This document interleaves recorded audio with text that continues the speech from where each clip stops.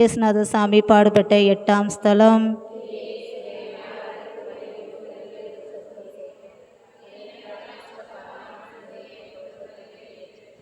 இயேசுநாதர் யூத பெண்களுக்கு ஆறுதல் சொல்கிறார்.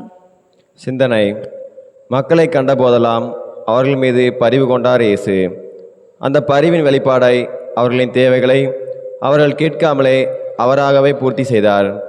அவர் பரிவின் வழியாக நன்மைகளை பெற்றுக்கொண்ட மக்களுள் பலருக்கு அவரோடு இருந்து அவர் மீது அனுதாபம் காட்ட கூட இயலவில்லை. ஆனால் சில எருசலேம் பெண்கள் அவருக்காக பரிவு கொண்டு அவரோடு பயணம் செய்து கண்ணீரின் வழியாக கனிவினை காட்டுகின்றனர். இன்று நம் வாழ்விலும் நமக்கு பரிவு காட்டிய நம் சகோதர சகோதரிகளுக்கு அவர்கள் தேவையில் இருக்கும்போது அவர்களோடு இருந்து அவர்களுக்கு பரிவு காட்ட நாம் முயற்சி செய்கிறோமா, அல்லது அவர்களை விட்டு விலகி செல்ல முயற்சிக்கின்றோமா? சிந்திப்போம். ஜெபம்.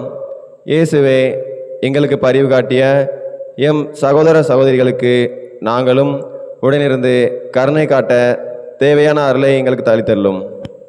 தந்தைக்கும் மகனுக்கும் தூய ஆவிக்கும் ஆட்சிமை உண்டாவதாக.